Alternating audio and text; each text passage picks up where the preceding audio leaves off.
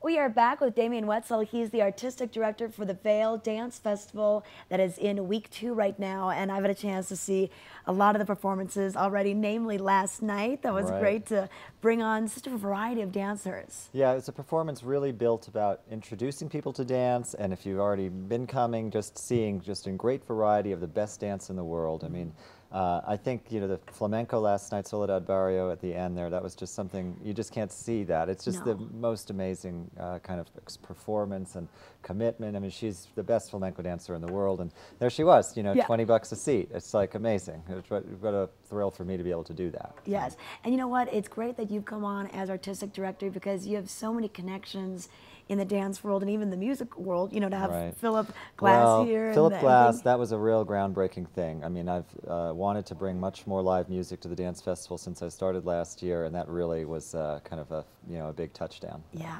You know, especially for the dancers to perform with a live orchestra or with live music, that isn't as common anymore as it was a couple decades ago. There's financial issues and all that sort of stuff, but you know, we have unique challenges with that here in the Valley with the amphitheater. How you arrange them on the stage, but you know, to me that's that's fun.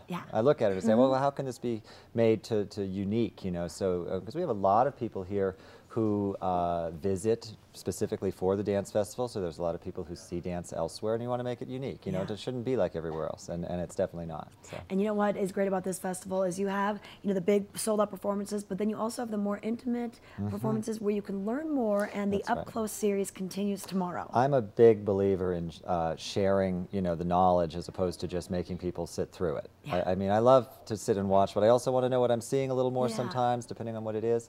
So right away last year I started up close because we've got the Villar Center, which is so intimate. You know, it's about 500 seats.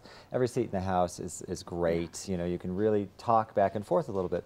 So what we do at up close is we show the performance, you know, whatever, and then the people who actually do it or the people who make the art discuss it a little bit and maybe take a few questions, and you know, you get a whole nother vantage. Last week we looked at Jerome Robbins with Pacific Northwest Ballet, and it was incredible. I mean, things happened. I didn't know it was going to happen because, you know, it was very in the moment. I remember I brought somebody out of the audience who had danced one of the parts, and we, you know, got them involved, and it became, it's a lively art, and it should be. Now, tomorrow night we have, I mean, something never, ever before seen, because we have 3 new pieces being shown that are made right here in Vail over the last week. Yeah, they've been in residency. No, this is it. Yeah, they've been in residency. They've been making these things. Now they're going to show them. And then the choreographers will be sitting right there. And, you know, some of them, I just think, you know, you just can't buy that. It's amazing. And this is a new company anyway, so it's very unique. This is Chris Wheeldon, who debuted here last year. This is his company.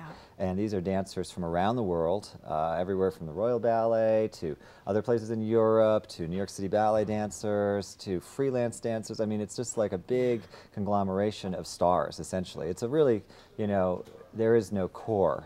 It's all upper level.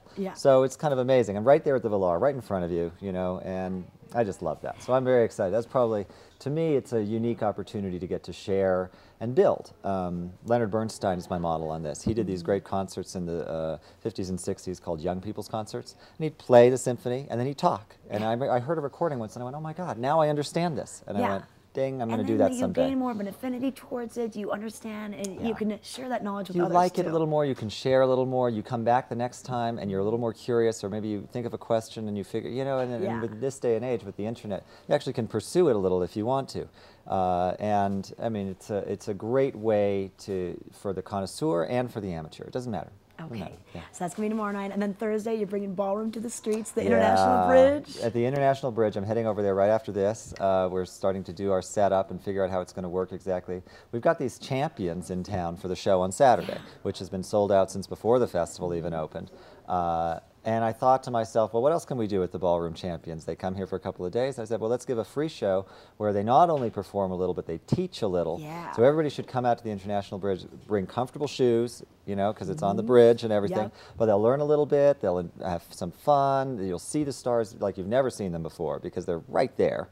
And there's going to be food and beverages and, you know, a real community event, and I mean, what better for ballroom in this day and age? You know? And I think with all those shows like Dance with the Stars, you know, people Oh, really I know. getting That's what I exposed mean. to Right that now, again. it's like this is it. It's So so I hot really right wanted now. to do more, because for a couple of years now they've come and done one big sold-out show bash, you know, and I thought, okay, we got to do a little more, and that's was to me a great way to get the community involved and give back, and you know, and have a good time. Okay. 6:30. And then if you go yeah. to Wednesdays up close, you need to attend Fridays back at the Ford Right, Amphitheater. exactly. So Morphosis does the up close tomorrow night at the Valar, but then on Friday they have their stadium show, you could call it, over at the amphitheater, and it's a perfect one too. You want to see both, because then once you've seen the Valar, you're going to be like, okay, now let's see it the other from a different angle.